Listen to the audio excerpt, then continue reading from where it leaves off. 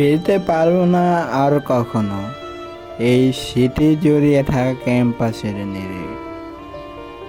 আর কখনো মোছা হবে না ক্লাসে বেঞ্চে জমে থাকা দুলু।